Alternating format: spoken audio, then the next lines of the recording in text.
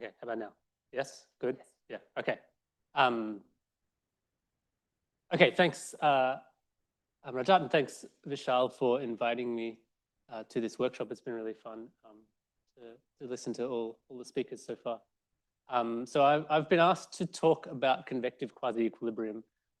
And so this is a kind of, can be a confusing topic, so I'm going to try and present my view of it. Maybe people disagree, and then they can, and we can have a discussion. Do ask questions during the talk. So yeah, feel free to interrupt me, put your hand up, whatever you like. Okay, so what actually is convective quasi-equilibrium? It was introduced by Arakawa and Schubert in this famous paper in 1974, and their task was to parameterize convection. So in a general circulation model, you typically have grid boxes that are maybe 100 kilometers across, especially at this time, it's probably even larger. And within that, you have a bunch of clouds. And those clouds have an effect on the large scale. They produce a bunch of latent heating. And so you need to account for that. But your model doesn't have that on the grid scale, so you have to parameterize it. And so this was the task they set themselves. And that paper is very long, and they have a lot of details in it. But the key idea of convective quasi-equilibrium was to assume a balance between the production of instability by large-scale processes and its destruction by convection. And so I've put those in quotation marks because it's sort of a bit unclear what large-scale processes are and what convection is. But in this case, it's relatively clear because the large-scale stuff is the stuff that you resolve in the model, and the convection is the stuff that you don't. And so in a large sense, that's large-scale processes are the grid scale variables of the model, and the subgrid scale stuff is mostly the latent heating within convection. So trying to work out, given the large scale, what do we expect the latent heating to be? And so specifically, they assumed that the generation of APE, available potential energy, is balanced by its destruction from convection. So on the grid scale, you might expect some generation of potential energy from convection. You can think of that as CAPE, if you like. They used a bit more complicated a term. And then that's destroyed by convection. So that was their hypothesis, and that's what sort of started this idea of convective quasi-equilibrium. But that's very specific, and it's very complicated, and it's not very obvious what that means, at least to me. So that's not where I'm going to start. I'm going to start with this paper by Kerry Emanuel, David Nealon, and Chris Bretherton in 1994. It's called On Large-Scale Circulations in Convecting Atmospheres. I've probably read it maybe 5 times throughout my career, and I'll probably read it again many more times, and I get more out of it every time. This is a really excellent paper. Even though it's so old, it's still sort of full of insights. So that's where I'm gonna start. And they really talk about the idea of convective quasi-equilibrium without necessarily a specific implementation, although I will discuss a specific implementation that so we can actually think about what the implications of CQE, as I'll call it, is. So this is the talk. I'll discuss this conceptual framework and some of the ways it sort of has changed or changes the way I think about how clouds and convection sort of contribute to large-scale circulations. I'll discuss a really simple implementation of it, which is really the kind of simplest idea you can use and call quasi-equilibrium. Excuse me. And then I'll discuss what that means. What does that actually tell us about the atmosphere? What are some of the successes of convective quasi-equilibrium in that it can explain things we see about the atmosphere? And then I'll tell you about some of the limitations. And if hopefully there's time, I'll talk about some of my work on entrainment and how that can be incorporated into CQE, but is not necessarily part of this simple implementation that we sometimes think of. Okay, so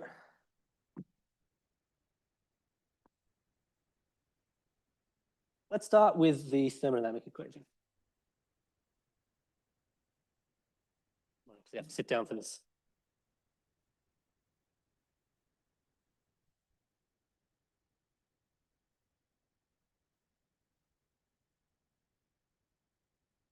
Okay, so our thermodynamic equation.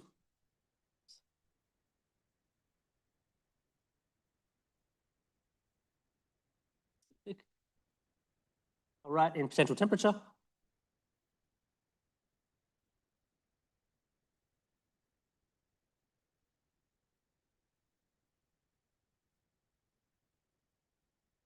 is like this. So the left-hand side is the Lagrangian derivative of theta, the potential temperature, and the right-hand side is related to the heating. So Q here is the diabatic heating rate, and that includes radiation, that includes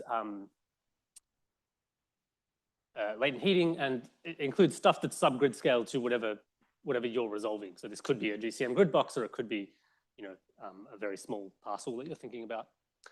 Cp is the specific heat constant, and pi is the extra function. So that's just a function that varies vertically. So really, this is just saying the rate of change of potential temperature is related to the heating. Simple enough. And so how do we actually analyze this? So if we think about what we often do in the mid-latitudes, you often think about the adiabatic case. So if there's no heating, what does the atmosphere do? And then we have this balance between advection and local rate of change and vertical motion, which will be acting against the stratification.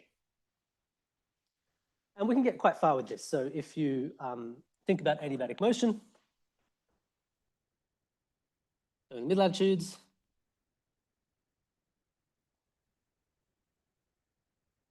often think of adiabatic motion. That's simply d theta dt equals 0. So the capital D's here are the full Lagrangian derivative. And then from that, you can use quasi-geostrophic theory. You can look at using other equations, derive the potential vorticity. Think about Rossby waves, etc. And these things all exist in this adiabatic dynamics. And so Barrett-Rossby waves have depend on the potential temperature, but it's all adiabatic. And so you have this, if you think about quasi-geostrophic dynamics, you have something called the quasi-geostrophic omega equation. So you can, the large scale flow actually tells you something about the vertical motion that's happening in the atmosphere. And then you know that when you have vertical motion, that's when you will cool air parcels, and so they'll get closer to saturation, and so you're more likely to get heating. And so it's kind of a viable pathway to think about the adiabatic motion and then add the heating on top of that and say, well, where the atmosphere tells me there's going to be large scale motion, I'm going to add some latent heating because I know that happens.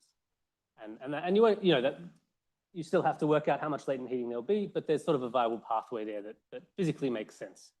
There's quasi-geostrophic lifting that's then potentially amplified by latent heating. So what happens in the tropics?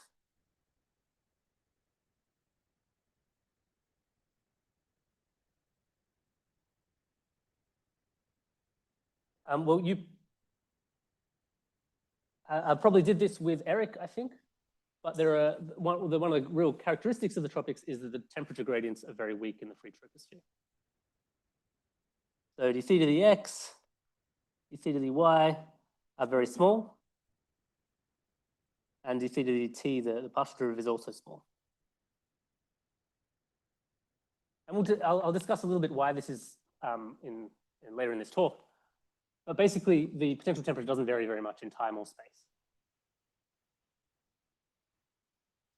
So if we go back to our equation, the only terms left are these last two terms.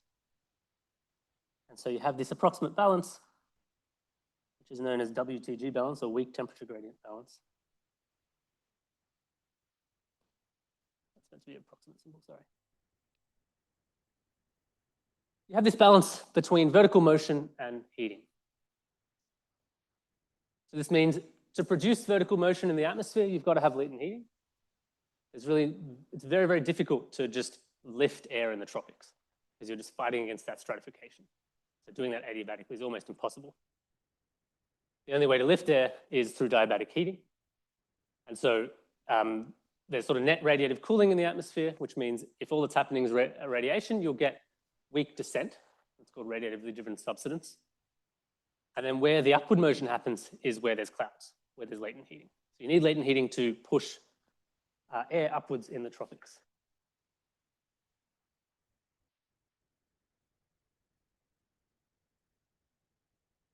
Okay. I think I can go back to my slides.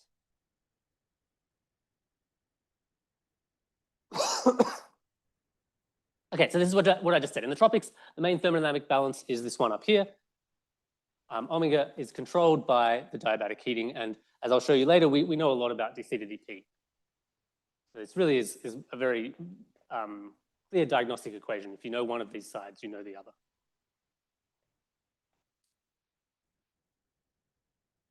And that's important because we need to know how much condensation occurs to know the large-scale circulation. So if we want to know the strength of the ascent in the Hadley cell or the strength of the ascent in any circulation that produces ascent, we need to know the condensation, and that happens at subgrid scales. So in any model, even a cloud resolving model, the condensation itself is a subgrid scale thing. In a cloud resolving model or a storm resolving model, it happens as a result of the microphysics scheme. In a GCM, whether the convection scheme, it happens largely through the convection scheme and a little bit through the microphysics scheme as well. That makes this problem of parameterization super important. We need to know how to connect the large scale to relate it to the condensation rate. So you might say, well, this looks easy because omega is a variable of the model. The model knows the large scale omega. It's on the grid. All we need to do is set the heating equal to omega, and we're done. But that does not work, and it does not work because this equation doesn't say anything about causality. It doesn't tell you whether the diabatic heating is driving the vertical motion or the vertical motion is driving the diabatic heating. Those two are one and the same thing. Whenever you have rising motion in the atmosphere, you have to have heating. Whenever you have heating, you have to have diabatic, you have to have rising motion. But it's very, very dangerous to think of them separately. And so these are statements you sometimes see in textbooks or people make them in talks. Hadley cell is driven by latent heating within clouds in the ITCZ. Sounds kind of reasonable. You know, if you do a sort of a potential temperature budget or a dry static energy budget, you indeed find that, you know, in order to produce that vertical motion, you've got to have all that heating. And even more generally, you know, convection drives tropical ascending motion. Indeed, whenever you have ascending motion, you have a whole lot of heating. But these statements are wrong, and they're wrong because they have this word driven in them. They're implying something causal about what's going, that latent heating is driving the Hadley cell.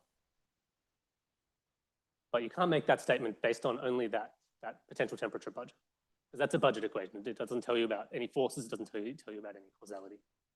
As a counterexample, you can think about what happens if there is no latent heating. What happens if you have a dry atmosphere? So this is from a paper by Iko Voigt in 2011. And he was thinking about snowball Earth, a really, really cold planet. I think the surface temperature was something like 220 Kelvin in his simulations. So there's basically no water vapor in it. So condensation was pretty much irrelevant. And this is the stream function that he got in the potential temperature. So, you know, firstly, there is a stream function. There's rising motion near the equator. There's descending motion in quite a narrow band, so it only goes up to about 10 or 15 degrees. But it's pretty strong. So this contour interval is 10 to the power 10. It's about 65. That's the same order as the current Hadley cell on Earth, to the extent that we know that. So you produce a perfectly strong Hadley cell without any condensation. And the reason there is that the stratification becomes almost dry adiabatic. So those colored contours are the potential temperature contours, and you see they're vertical. I can actually draw on this. So these are the potential temperature contours, and they're vertical. So that means if you move up and down, you're on the same potential temperature value. The potential temperature is constant in the vertical. So when we look at our budget, this equation here, the theta dp is going to 0. So you can produce vertical motion without any heating. And so that's the first kind of inkling we're getting of what I'll show you as the quasi-equilibrium, the implementation we'll use, is that it's all about this setting this stratification. So in the current atmosphere, the stratification is such that you do need heating to produce vertical motion. But that stratification itself is set because the heating is there. The convection controls the stratification. So if convection is dry, the stratification is dry adiabatic, and you can get rising motion without heat.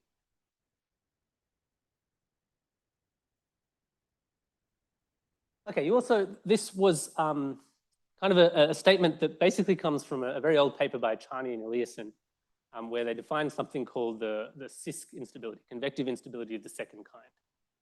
And they were trying to explain the growth of a tropical cyclone. And they basically made this statement that the latent heating provides the buoyancy to allow ascent in the tropics, while convergence of the large-scale flow provides the moisture for convection. So they were making this argument that there's some sort of cooperation between the large scale and the small scale, where the large scale is providing the moisture and the small scale produces the heating that is required to drive the flow. And this would make sense if the latent heating is some sort of externally applied source of energy. But the problem with this statement is that the latent heating and convergence are inextricably linked. So they kind of want, two sides of the same thing. Saying they're cooperating is like saying you're cooperating with yourself. And so this is sort of the reason why this theory failed. And the sort of part of the theory that failed is that it tried to relate the heating to the convergence. So that's relating essentially the heating to the vertical motion. So taking that equation, omega d theta dp equals heating, and just setting them equal to each other and setting one driving the other. So it's true. It's very close to true that those are in balance, right? So it's not wrong to say they're very closely related, but when you set them equal to each other, you are neglecting the difference between the two, and it's that difference that actually drives everything. So a kind of analogy to this is geostrophic balance. So if you take the equations of motion, you have, say, du dt plus u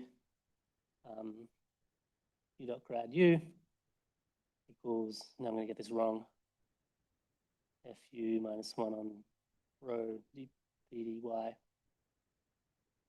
plus other stuff. So you have an equation, and I've probably got this is what happens when you go off script, but you've got the inertia term on the left-hand side, and then you've got Coriolis force, pressure gradient force. Now, if you set those exactly equal to each other, then you've got geostrophic balance. That's actually a very good approximation. You'll find that's very well verified observationally, at least in the mid-latitudes. So geostrophic balance is a good approximation. But if you set them equal to each other, then you have no way of actually predicting the momentum. You can't iterate that model forward. So you've just basically thrown away that predictability in the atmosphere. And that's what you do to moisture if you set the heating equal to the moisture conversions. You say all of that moisture that's coming in, I'm going to immediately consume with condensation and throw out of the atmosphere. And then you no longer know how the moisture is going to change. And as we'll see, hopefully near the end of this lecture, the dynamics of the moisture in the atmosphere is actually really key in the tropics. How much moisture there is controls a lot of the dynamics of the atmosphere. So if you throw that away, then you lose a lot of the predictability. So that's part of the problem with this theory. Okay, so then the question is, how do we actually do this? How do we predict the heating from the large-scale flow, which is essentially the cumulus parameterization problem, if we think in model terms, but if we're thinking in just our understanding of the atmosphere, how do we relate what's happening in clouds to what's going on the large scale? And so I thought as an analogy, we could think of a slightly different problem, and that's a pot of boiling water. Is there a clock? Oh, yeah, there, cool. Okay, so imagine this pot of boiling water sitting above some flame, and you've got the water in here. And so we have some heating rate, which we know because that's the gas that we're burning to heat the water. So we know how much heat is coming in. We have some temperature of the water. And then at the top, we have some temperature of the atmosphere that we know. And we have some U out, which is the heat that's coming off the top. And we assume the sides are very insulating and stuff, so we can simplify things. But we also have a latent heating that's escaping because we're evaporating all this water. We're creating gas through the bubbles. So that's a latent sink in this case because we're evaporating the water. And so you might write an equation for this, which will be some heat capacity times the change in temperature is equal to these three terms.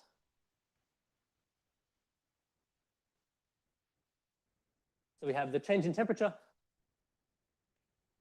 is related to the heating from the fire, what's coming out the top in terms of sensible heat, and the amount of latent heat that you're extracting through evaporating of water. So how would you solve this? Well, we know the heating rate. We know how much gas we're burning, so maybe we take that as given. That's the forcing.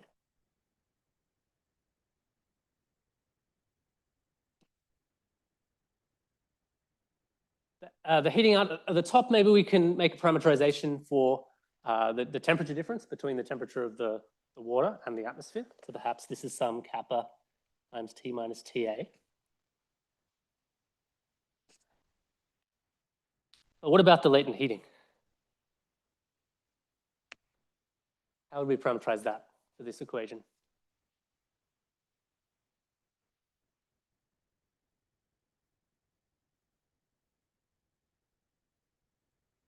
It's a tough problem, right? I'm sure that there's some physics there. You could probably think about how bubbles form and how fast they can form depending on the heating rate, depending on the temperature of the bottom. There's going to be a gradient of temperature through. But it's going to be pretty complicated. On the other hand, we know that the thing is boiling. So we know its temperature. It's 100 degrees Celsius. It's a boiling pot. So if we know Q in, oops, and we can estimate Q out relatively simply, we know that we can set the latent heating such that the temperature stays roughly at 100 degrees. Now, in this case, it's a very strong, we really know it's 100 degrees, right? Water boiling is depending on atmospheric pressure, has an exact temperature. So that's a very good approximation. And so in this case, you lose some predictability of the temperature, but that's because you really know what the temperature is.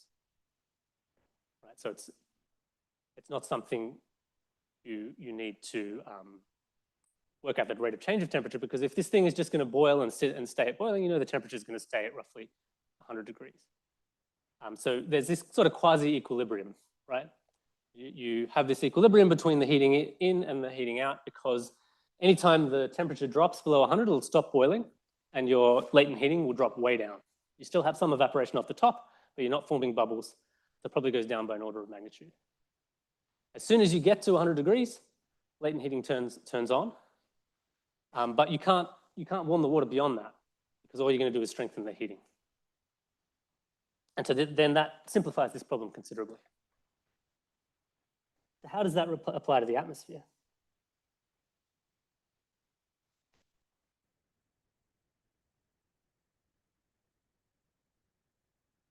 What we know is that convection rapidly removes instability by heating the troposphere and cooling the boundary layer. So convection, the main effect of convection, or one of the main effects, is to stabilize the atmosphere, right? Especially if you think of dry convection, the lapse rate goes unstable to a dry adiabat, and then you'll get a whole lot of kinetic energy developing, a whole lot of convection developing until you get back to that stability boundary. So this is really the key insight of CQE. Like a boiling pot, there's a value that we know if the atmosphere crosses that value, we're going to need convection to develop. And so we assume that convection maintains a thermodynamic structure close to neutral to moist convection. And we calculate the heating that's required to do this. And so there's various ways to do this, and Arakawa and Schubert have this very fancy way of thinking about the cloud work function and how it remains invariant. But you can do things much simpler, and that's what we'll do. And so our assumption will be that where convection occurs, it brings the lapse rate rapidly to a moist adiabat.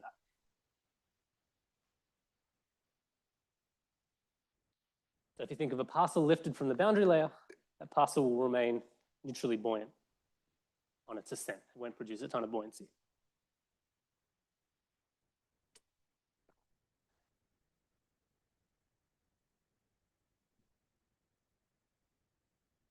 Okay, so and one piece of evidence for this is, in fact, the temperature structure of the tropics. So this is the NCEP2 reanalysis, and I've just taken the tropical temperature and averaged it between, I think it's 20 north and 20 south.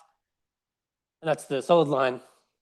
The gray line is a 2 sigma range. I think that's only on monthly variability, so it's a bit of an underestimate. But the point is that this temperature changes from 300 Kelvin all the way down to 220, but the horizontal variation is tiny. And the dashed line here is a moist adiabat that's initialized, I think, at 850 at saturation. So I just took a saturated parcel and lifted it up. And they lie pretty close to each other. So to a first approximation, the stratification of the tropics is moist adiabatic. And you can explain that through convective-quasi-equilibrium. Convection rapidly brings the atmosphere to that moist adiabat. Now, of course, there's a kind of question of what rapidly means here, and I'll mostly delay that. I'll talk a little bit about that in the end, but there's a time scale associated with how long this equilibration takes, and that tells you where you can apply convective quasi-equilibrium and where you can't. And typically, this time scale is thought of as a few hours to up to a day. So for kind of intraseasonal variability and longer term stuff, convective quasi-equilibrium should be a reasonable assumption. But there's sort of questions about that. Okay, so I want to talk about what the implications are for this simple implementation of CQE. So this idea that where convection occurs, the atmosphere becomes moist adiabatic. And then, so we'll talk about those implications, and then we'll think about what the simple implementation is missing.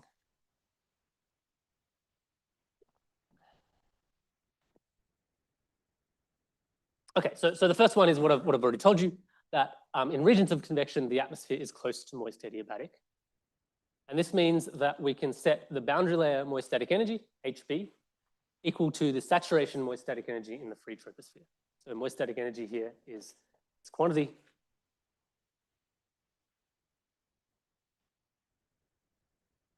It's the sort of a moist enthalpy plus a potential energy term, but it kind of is a measure of energy in the parcel.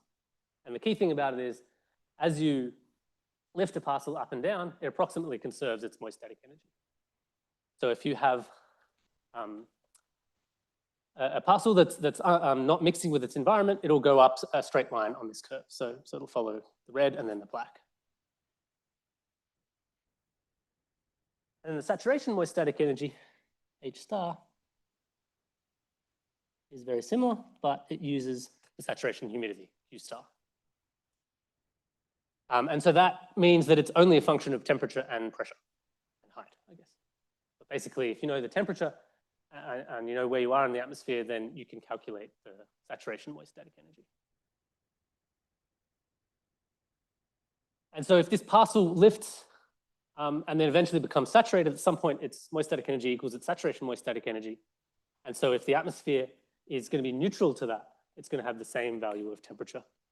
And so the atmosphere then sets itself up such that the saturation moist static energy in the free troposphere lies on a moist adiabat. Right, so that's just a fancy way of saying the atmosphere is moist adiabatic, but it gives you a way of kind of relating the boundary layer to the atmosphere, because it depends not only on the temperature of the boundary layer, but also the humidity. I think I'll show you that a bit later.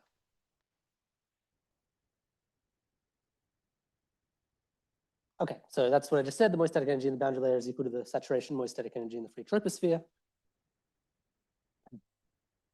And so if we know the boundary layer temperature and humidity, we can infer the free tropospheric temperature profile above that. So that's the sort of simplification this gives us in the tropics, is that we now, given the boundary layer, we can say a lot about what's happening in the free troposphere if there's convection. So convection gives us this connection, because we know that once convection acts, it tells us what the free tropospheric temperature profile should be.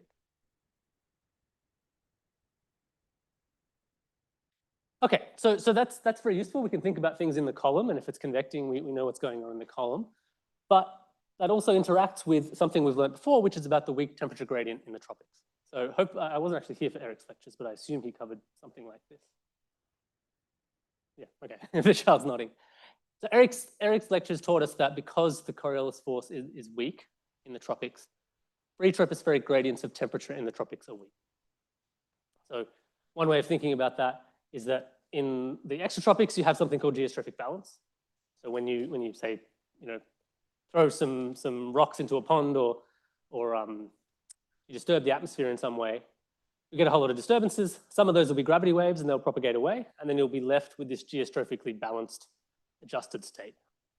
And that has gradients, that has temperature gradients in it. So that adjusted state is complicated. Very close to the equator, you have all those gravity waves, and then when they leave the domain, there's nothing left. So all of the disturbance is gone, and you've just got a flat isotherm. You've got the temperature gradient. The temperature is completely, doesn't have any gradients. And so that means that free tropospheric gradients in the saturation moist static energy are also weak. So saturation moist static energy is just a function of temperature.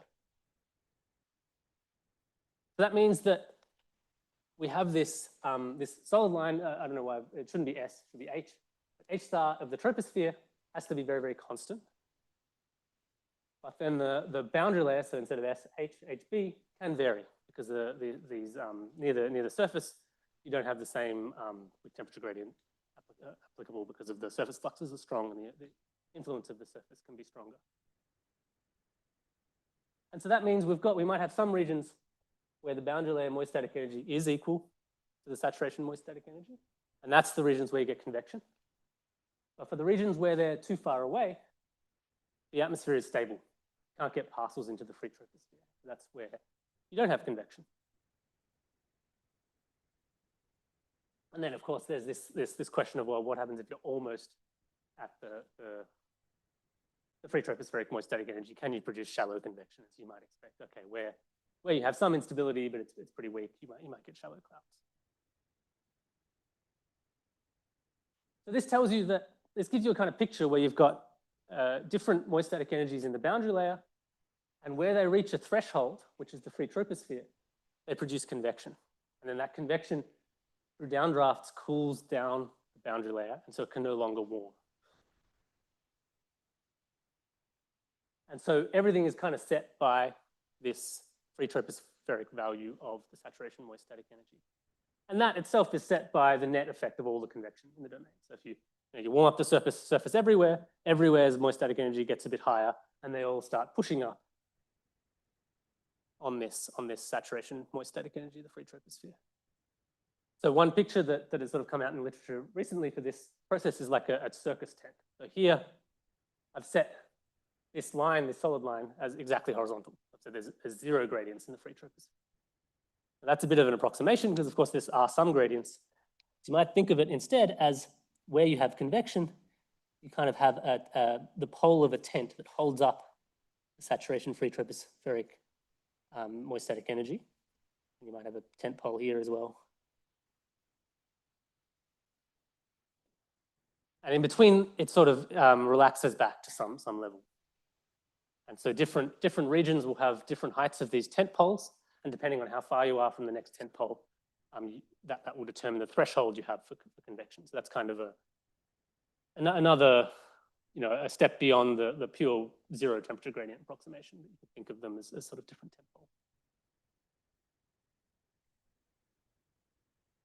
Okay, so, but even sort of if we neglect that complication, so we just assume that the free tropospheric, this sort of weak temperature gradient approximation is really strong, and there's no gradients in the free troposphere, then we come up with this idea that the combination of convective quasi-equilibrium and weak temperature gradients means that the free troposphere in the tropics has one value of saturation moist static energy. So where it's convecting, you get this vertical control, and then that spreads out through gravity waves horizontally everywhere in the tropics. And that's, to a good approximation what we see. So this is the saturation equivalent potential temperature, again from the NCEP reanalysis. This is very closely related to moist static energy. So a temperature scale times theta E star is roughly equal to H star.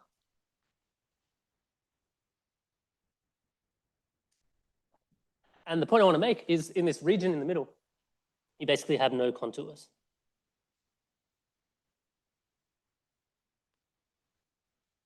So above the boundary layer and inside the tropics, there's just one value of the saturation equivalent potential temperature, or the saturation moist static energy. Now, of course, that depends on this contour level. Like here, I'm contouring every 10 Kelvin, so I'm allowing for a lot of variation in there. So it's an approximation, and it gives us a zeroth order picture. And then we might, depending on what we're using this picture for, we might want to go further. So another piece of evidence for this idea that the boundary layer moist static energy is really the key variable for convection is from this nice paper by Shang and Fugler-Stahler from 6 years ago now. And they looked at the rainfall distribution in the tropics, and they plotted it as a function of the subcloud moist static energy. And so what you see is when the subcloud moist static energy is low, you get really low precipitation. It's basically none down here. And then there's this huge peak in precipitation at a particular value of subcloud moist static energy. And so we can think of that as the critical value. That's the value that makes the atmosphere unstable to the free tropospheric saturation moist static energy. And you see that's something like a pretty high percentile of the moist static energy. It's maybe the 90th percentile, the 95th percentile. And that's sort of supports this picture. Only in the regions, if I go back to my schematic of this, only in these small regions where you've got maximum moist static energy close to that value they need to get convection and precipitation.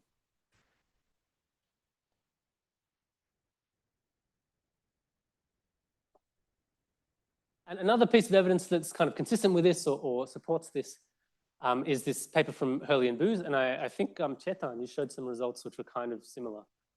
I actually see Chetan in here, but anyway. So this is from 2013, and, excuse me.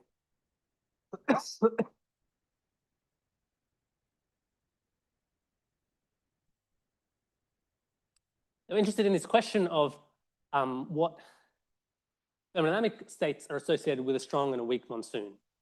And so these are essentially regression maps of the strength of the monsoon onto different low-level variables. Moist static energy on the left, temperature and humidity. So moist static energy, remember, is basically a combination of those two. So H equals CPT plus GZ plus LVQ.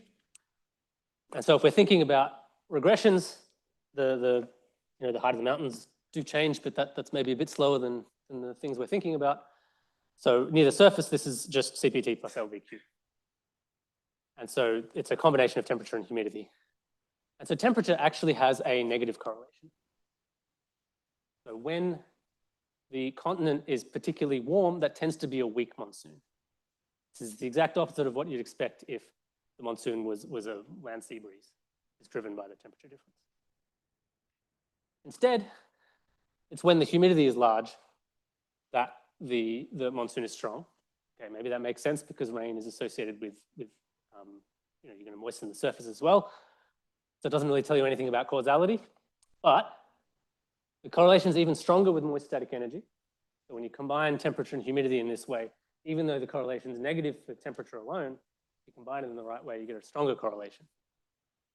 And I think they did this with a lead lag. So they did the moist static energy 1 month before the precipitation, and they found still a very strong correlation. So it seems as if the moist static energy is the driving variable here. It's not that the rain happens and moistens the surface. It's that it was moist before, and that allows precipitation to occur.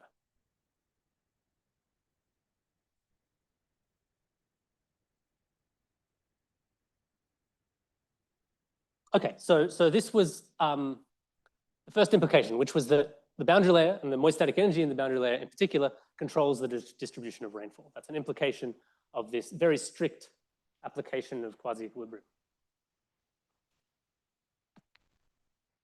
The second one relates to equatorial waves.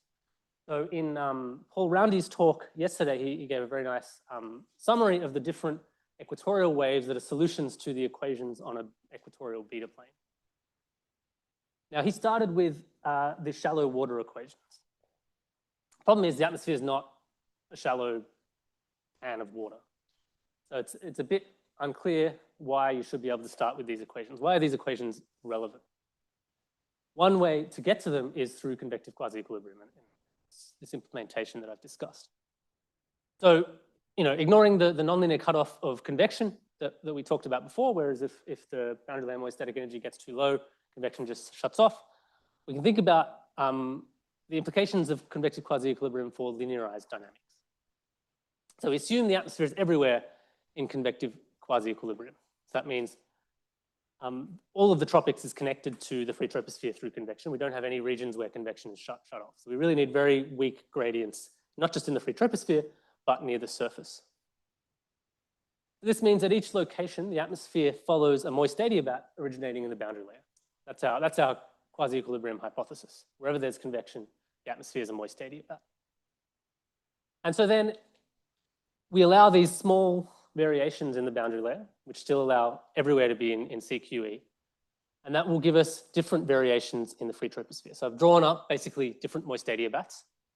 On one side by varying the temperature in the boundary layer, and on the other side by varying the moisture, which varies the LCL. The more moist boundary layer will have a lower LCL. And you can do this, and what you get is a temperature profile that looks like this. So the difference between those profiles looks something like what I've drawn up there, and that's obviously just a sketch. But the point is that it increases with height up to the upper troposphere, and it increases by maybe a factor of 3. So for a 1 Kelvin change at the top of the boundary layer, you get a 3 Kelvin change in the upper troposphere. And so David Nealon and his colleague Yu showed this back in the 90s. And he showed that in the linear limit, this allows you to write the temperature of the free troposphere. So that's T as a function of X, Y, pressure in the vertical and time in this separable form. So we have a vertical structure function. So you have the mean, which is just a function of P, vertical, a vertical structure function, and a change in temperature, which is related to the change in humidity and temperature in the boundary layer. And that A profile is this red line.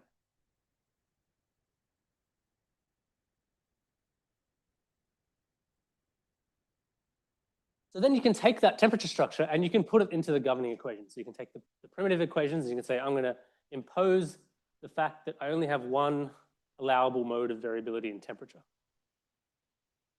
Now, hydrostatically, temperature tells you about geopotential gradients, because if you know the temperature everywhere, you know how the geopotential at a given level is changing, so you can work out the geopotential. And then that you can plug into the momentum equation, and it tells you what the vertical structure of the velocities has to be. And so these are those structures. So given this temperature structure, which is what I put up before, you can get a horizontal velocity structure, and you get two. You get one, which is the barotropic mode, which doesn't vary at all. And so it doesn't have any vertical motion associated with it, so it's not very coupled to convection. And you have the second mode, which has one sign in the lower troposphere and one sign in the upper troposphere. So that means through the mass conservation, it's associated with a vertical velocity profile like this. And this is what people call the first baroclinic mode. So according to this, if the atmosphere is in this quasi-equilibrium state everywhere, you can only have one vertical mode, and that's this first baroclinic mode. And then when you do that, the equations that you started with, the primitive equations, become isomorphic to the shallow water equations.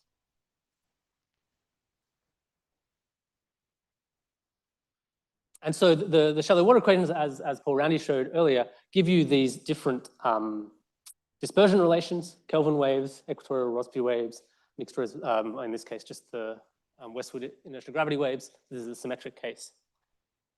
And those dispersion relations depend on a parameter called the equivalent depth. And in the shallow water equations, that's the depth of this layer.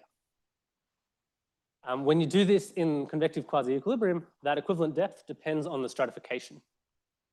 And so for a dry fluid, you have the usual stratification, which will be d theta dp. And that's a very large number. But what happens when you impose convective quasi-equilibrium is that rising motion is associated with latent heating. Right? Whenever you push the atmosphere upwards, it cools, but there's some latent heating. And so it doesn't cool as rapidly as it would in a dry atmosphere. So the effective stratification is reduced. And this is something has various names and it has various formulations, but we think of it collectively as the gross moist stability. And so the gross, and this itself has different names, but the normalized gross moist stability, which is sort of a non-dimensional variation of the gross moist stability, is always much smaller than 1. And so you basically multiply the dry stratification by this normalized gross moist stability, which, because whenever you lift parcels in a convective quasi-equilibrium atmosphere, you produce latent heating, it's cooling less than it otherwise would be. And so that makes the effective depth of these waves much smaller. And so that was a big problem for a long time, is that when Matt Wheeler showed these, he basically picked a number for the effective depth, and it wasn't really well justified. And it was about 5 times smaller than you might expect from basic theory of dry dynamics. And so convective quasi-equilibrium can explain why, or it gives you one explanation for why these equivalent depths are much smaller than they otherwise would be, because the coupling to convection decreases the equivalent depth. It decreases the effective stratification, decreases the equivalent depth. And indeed, these waves that are convectively coupled, so when you look at this spectrum from the point of view of convection-related variables, OLR, rainfall, you get waves that travel about 5 times slower. And if you look at winds, which have much faster waves. The winds obviously also have the convectively coupled waves, but they have a bunch of waves that aren't convectively coupled, so you don't see them in the OLR, but they show up in other variables.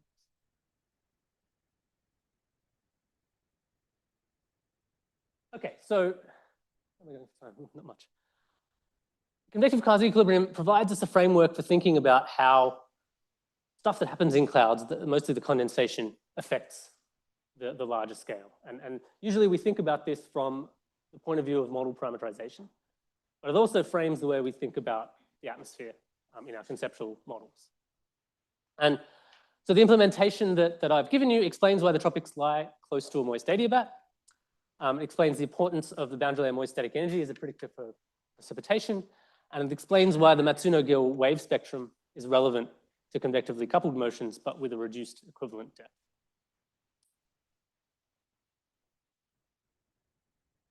But of course, there's some limitations. So one I've already talked about, this idea of convective quasi-equilibrium happens over some finite timescale.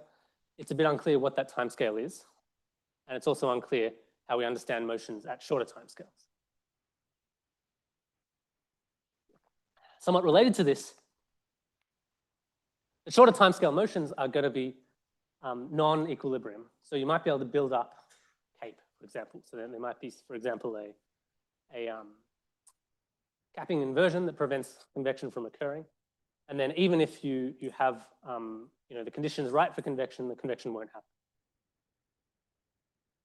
And so the assumption of convective quasi-equilibrium is that those situations are firstly not important for the overall thermodynamics of the system, and that they happen on short timescales. But that's not necessarily true. So you can have situations with convection being far from equilibrium with large sin. So convective quasi-equilibrium does not think about sin at all. But you can imagine situations where the sin is large and it stays large for a long time. The land is one obvious example where convective quasi-equilibrium can break down. There's a kind of framework that Brian Mates has sort of pushed, which is this idea of equilibrium control versus activation control. So equilibrium control is the ideas that I've talked about. Activation control is that there's you're thinking about like a chemical reaction with some activation energy. So you've got to have a push that pushes you over the edge, and then you get convection. And he argues that activation control is actually much more important than given credit for in the literature. So check out Brian Mates' work for sort of criticisms of this view. The other big probably caveat to this is that it's really not obvious how to deal with convective organization in this framework. One particular example of this is, sorry, that should say self-aggregation, the self-aggregation of convection. So I don't know if you've had a lecture on this yet. I think Ali talked about this. So you can have a situation where you're in radiative convective equilibrium, there's no horizontal gradients of anything, and spontaneously the atmosphere will produce a region of rising motion and a region of descending motion. So there's a region where there is convection and where there's not. And this basically violates the central tenet of convective-quasi-equilibrium, that locally the atmosphere will kind of respond to instability. And so if you have a, if there's no reason, if the atmosphere is sort of homogeneous in the horizontal, everywhere should just balance convection in a kind of popcorn way, like non-aggregated RCE does. But this existence of convective self-aggregation potentially, violates a sort of core assumption of CQE. I have a little bit of time. Okay. So those are kind of general limitations that apply to just the thinking in terms of quasi-equilibrium. So it doesn't really matter whether you pick a particular implementation, they all sort of suffer from this. Then there's limitations that apply to the particular implementation I've told you about, which is that the atmosphere maintains a moist adiabatic lapse rate. And because that's more specific, it's sort of much easier to explain the limitations and come up with the kind of problems. And so I'll talk about one of these, maybe just briefly. And that is that moist adiabatic adjustment is missing entrainment. So this assumes that the lapse rate that the atmosphere is adjusting to is moist adiabatic. So it's the temperature that a parcel would have if it rose without mixing with its environment. But there's a bunch of evidence now that that's actually not true. And there's two parts to that here. One is this very famous Bretherton et al. Curve, which shows that the precipitation in the atmosphere is a very, very strong function of the column humidity. So this is kind of a bit orthogonal to the plot I showed you, where it showed you that precipitation happens where the boundary layer moist static energy is high. Now that could be just because the column humidity is all determined by the boundary layer humidity, and then those two would be consistent. But further work has shown that's not the case. The free tropospheric humidity is really important. And the best sort of explanation for why it's important is that if the atmosphere is too dry, then the buoyancy of parcels, buoyancy of convection as it's rising is low because it's diluted by entrainment. So it's because of the mixing of air in the free troposphere. And this shown that I showed with a student a couple of years ago is a similar plot. Basically, it shows that there's a relationship, and I haven't labeled those axes, but I'll show you that later. There's a relationship between the lapse rate in the atmosphere and the humidity in convecting regions. So the lapse rate that the atmosphere seems to be relaxing to through convection is not one lapse rate, but it changes with humidity. And that can be explained with entrainment as well. So this sort of points towards an adjustment towards some sort of entraining plume rather than a moist adiabat. Let's see whether I've got time to go through that.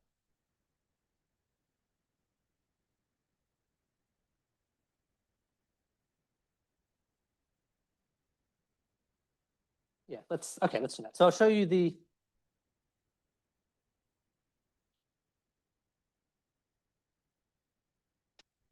zero buoyancy plume model. So this is essentially an attempt to come up with a profile for the atmosphere the convecting atmosphere will relax to that will take into account the effect of entrainment. And the motivation was this figure here. So this is simulations of RCE with at various temperatures. Sorry, the temperature is cut off. This is SST ranging from like 280 to 310 kelvins, so over a big range. And they're just different simulations of radiative convective equilibrium. And the only point I want to make is that the cloud buoyancy down here, the vertically integrated cloud buoyancy, is much, much smaller than the CAPE. So the buoyancy of actual parcels, actual convection, is much, much smaller than the buoyancy you get for an undilute parcel.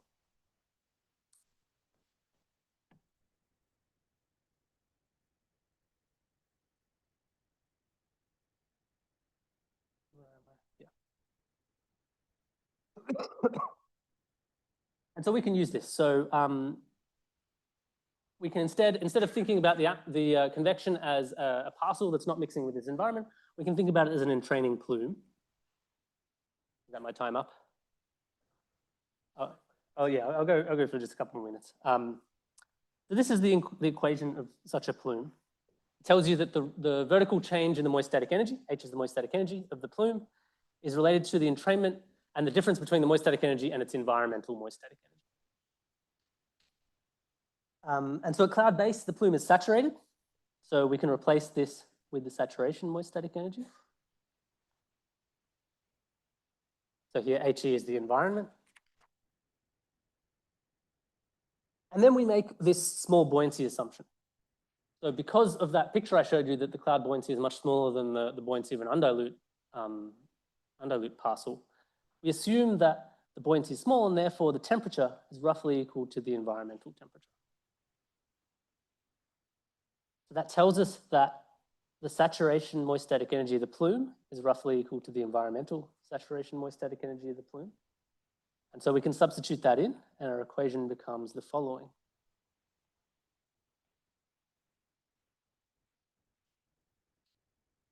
And then this was the key kind of magic that we stumbled upon.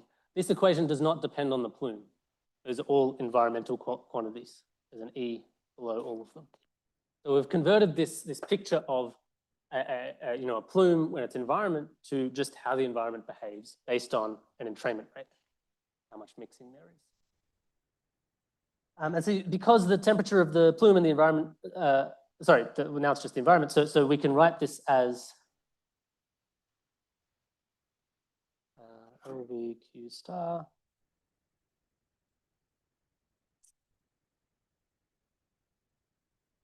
So we can write it as the bottom equation. So it tells you that the change in the saturation moist static energy of the environment, so this is basically how is the lapse rate changing, is equal to a bunch of stuff on the right-hand side that depends on the entrainment rate, the saturation humidity, and the relative humidity.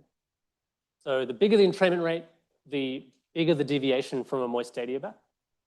You can think of the larger the cape.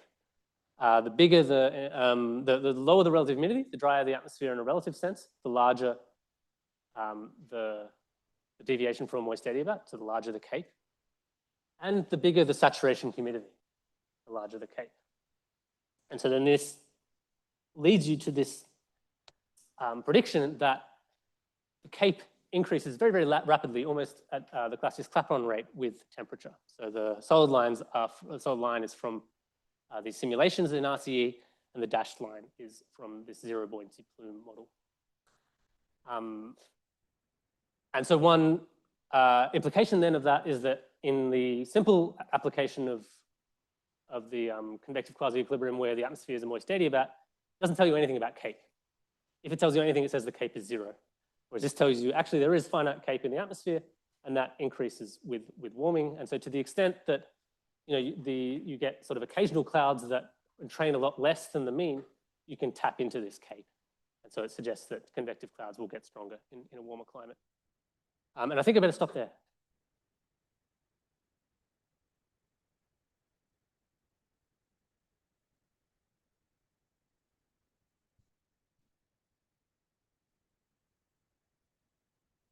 Yeah. Really hard, it's going to work.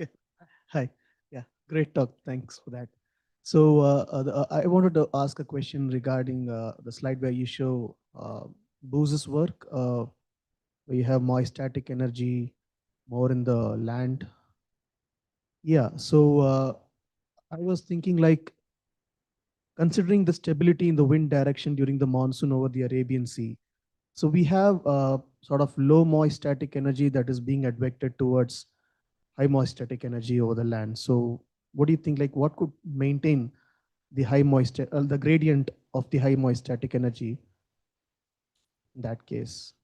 Yeah, I mean, I think it's the heating, right? The radiative heating. And this, I mean, that's the idea of this elevated heating over the Tibetan plateau is part of that. And that's been shown maybe to not be the most important thing, but I think just the heating over the plains. That's my understanding. I don't know if anyone else wants to say anything more detailed. It's actually very scary with like people in the front, and you have to answer these questions. And yeah, and a follow-up question, like the understanding of the monsoon convection literature says that aerially there's more stratiform convection compared to convective, the convective component. So considering the weak vertical velocities in the stratiform and not much of connection with the boundary layer. Maybe like during the phase of the convection, the stratiform might come.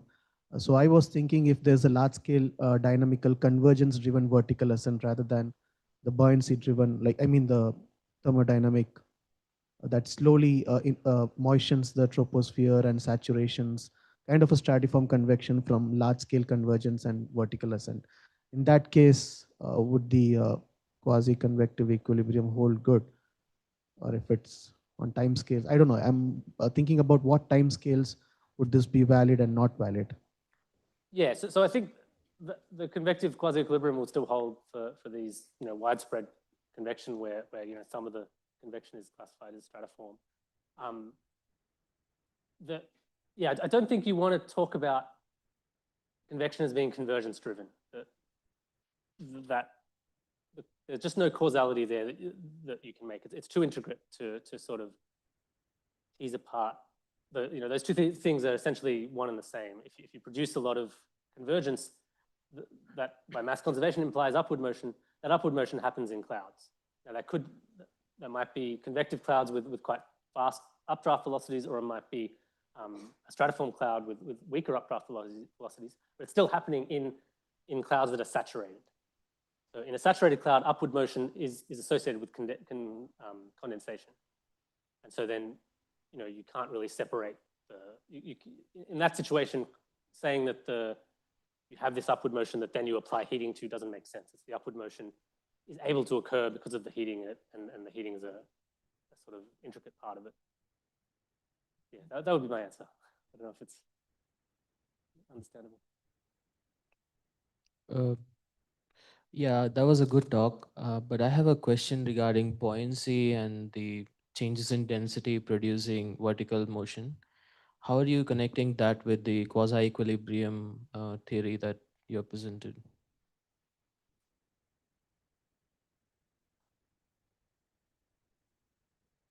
I guess it's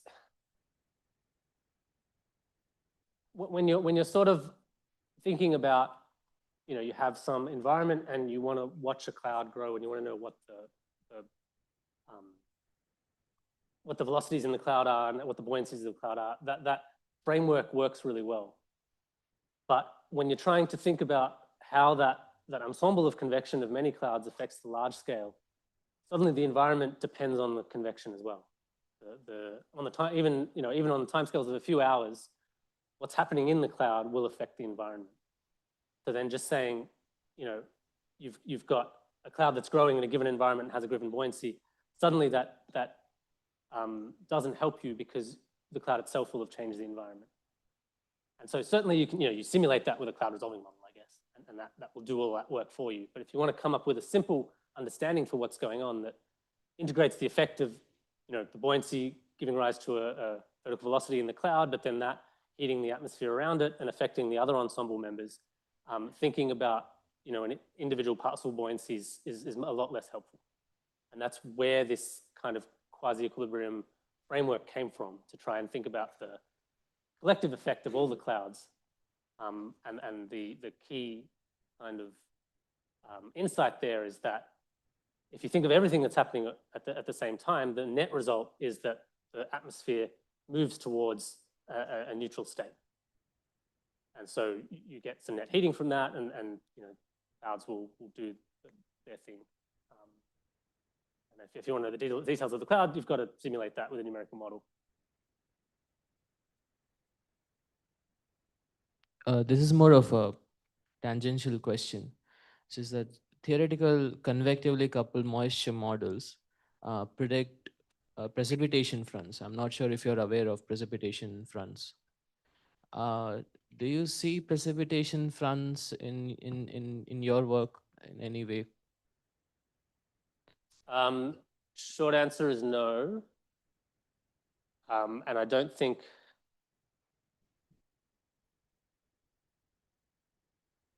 I don't know how to answer that question, I guess. I'm not so aware of the precipitation fronts.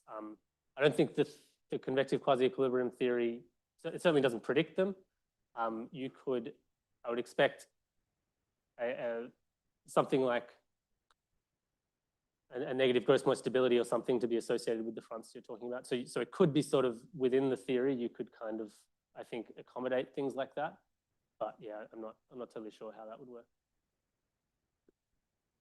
Hello. Yeah, so I wanted to ask that when you showed that Bretherton 2004 thing with the column water vapor and precipitation, and you said that CQE can violate that because, I mean, Neil and Holloway showed that the mid-tropospheric moisture is very important, and in these kind of CQE, after we moved away from Markov-Schubert's work function, we used something like CAPE, which gives you a forced ascent, and we don't account for entrainment.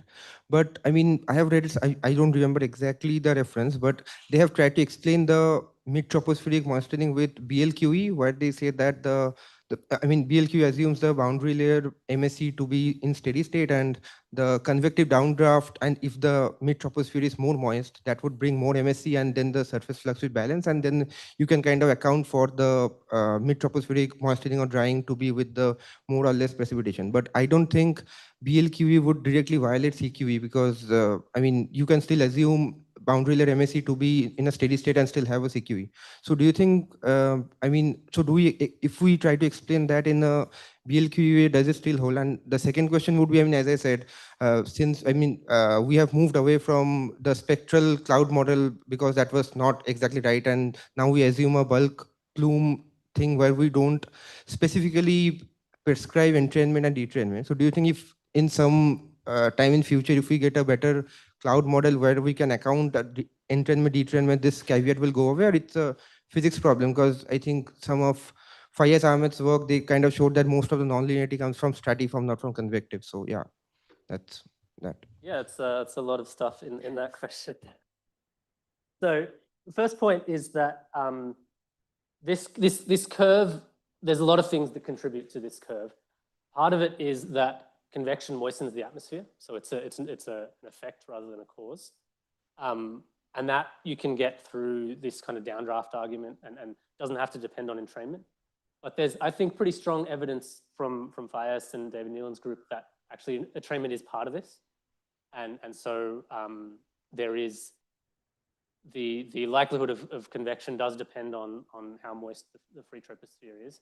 But that doesn't violate CQE in the general sense. That violates the very narrow one that I presented, which was that the atmosphere equilibrates to a moist adiabat.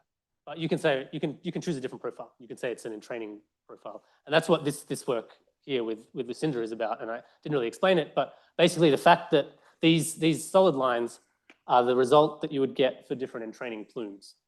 And so if the atmosphere equilibrated to a moist adiabat, it would be flat at 0. 0 is basically moist static energy doesn't change. But the fact that it lies on a line suggests that entrainment is part of it. But that's actually easy to deal with. So in the models you're talking about, whether they're multi-plume or single plume, one of the key things is the convective closure. And I think that's what you were talking about. It can be a CAPE closure where you relax the CAPE to 0 over some time scale. But most models don't do that. Most models relax some sort of entraining CAPE to 0. And they actually do very well on this picture. So this is the same picture I showed you from Lucy's work. And it's basically a measure of humidity on the x-axis and a measure of stability on the y-axis. And the solid lines tell you what an entraining plume does. And then this is a bunch of models. So the ERA 5 and MIRA 2 are in the top left, and they both lie on a negative slope. And that tells you that there's an entrainment rate that characterizes that. And entraining plume is a good model for what's going on. And there's a bunch of models that do that. And then there's a bunch of models that do something sort of like that. And then there's some models that do something completely different. And we looked in detail at the convection schemes of these models. And there's two things you need. One is you need some sort of plume in your model. It doesn't matter whether it's a bulk plume or a multi-plume, but if there's an entraining plume, that's one component that will get this. And the other thing is that the closure that you do closes on a dilute CAPE. So you take that entrainment into account when you set how strong the convection is.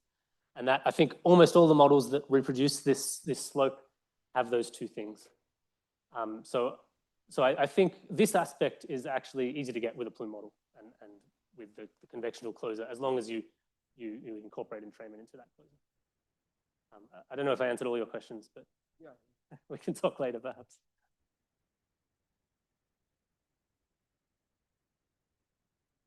I want to ask that there is a downdraft in a convection also. So does this play any role in maintaining quasi-equilibrium? Because in this case, we cannot accept any condensation. Yeah, downdrafts are actually really important, and they are what cool the boundary layer. So, you know, when convection occurs, we assume it brings the atmosphere towards neutrality, but it can't actually change the column moist static energy in the atmosphere, because it's just redistributing that energy. And so to stabilize the atmosphere, it has to heat the free troposphere and cool the boundary layer. Now that boundary layer cooling either happens through sort of just descent in the free atmosphere and entrainment into the boundary layer, or it happens through penetrative downdrafts. And I think it's still a bit unclear what the balance is between those two. I mean, there are people in the field that argue very strongly for downdrafts. I think there are situations where actually the downdrafts don't have to be so important, but they're certainly, yeah, definitely part of the discussion. And QE definitely can include downdrafts, even though I didn't talk about them. Thank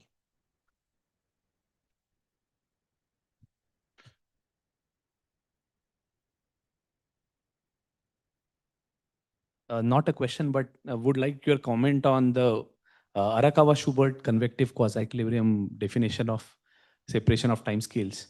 In some sense, the entraining plume model kind of trying to predict everything from the environmental state. Is it taking us back to that principle of separation? Because there is separation, that you are able to express everything in terms of just environment.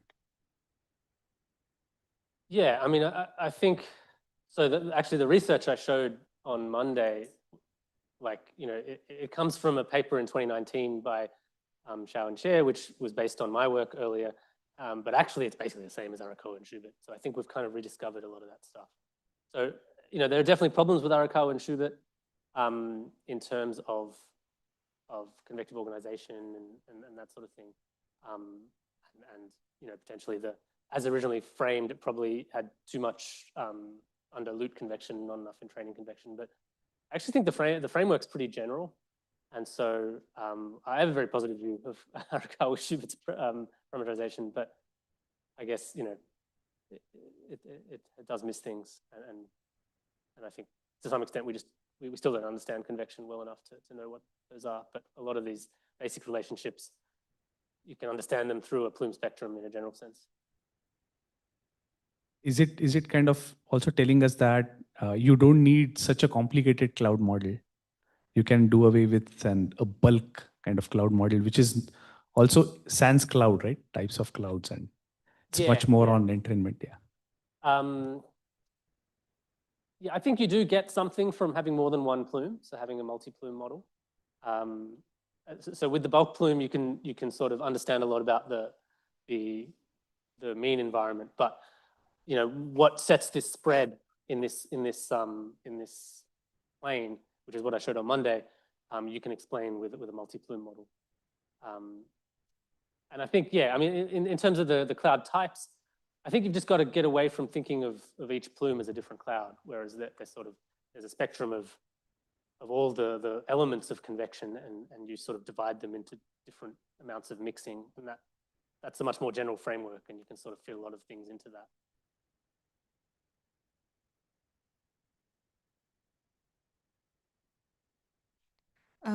I have a question regarding the entrainment parameter.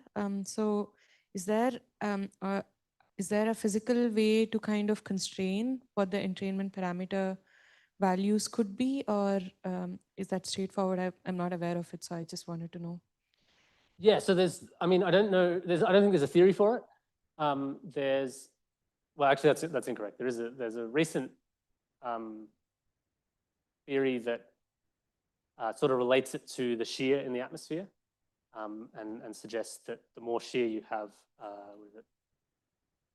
it leads to less entrainment, because I can't actually remember the argument, but I think it's a bit hokey. I'm not sure that theory completely makes sense, but you can diagnose it from simulations, and then there are different ways, and they actually give you different answers, because it depends what you call environment and what you call cloud. So if you really in detail look at what the mixing with the environment is, you'll be mixing something very close to the cloud. So it's not very different properties. So you get very, very large mixing rates, but they don't do much. Whereas if you use other methods, you sort of assume that you're mixing the far field, so you get different entrainment rates. But I think that's sort of more of a definition problem. And this way, so this diagram actually gives you an entrainment rate. It says that the entrainment rate is about 0.25 per kilometer. And that's the kind of entrainment rate relevant to the sort of mixing of stuff in the convection and the far field. And that's kind of an observational constraint. So I think there are different ways you can try and get at the value, and people have, but I don't think there's a general theory for why it's 0.25 per kilometer and not 10 per kilometer.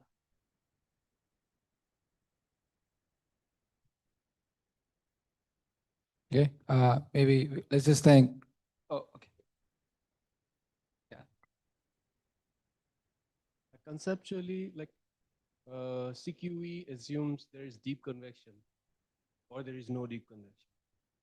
But then we have learned that tropics is dominantly populated by 3 different types. So how does it affect or modify? Yeah, no, that's a really good point. So especially the way I've presented it, I've really focused on the deep convection, and either there's deep convection or there's nothing. That's to some extent, yeah, that's a property of CQE itself. To some extent, that's sort of the particular implementation I focused on. But I think that's a really big question. It's probably one of the limitations that I didn't have on there, is that we know shallow circulations are really important.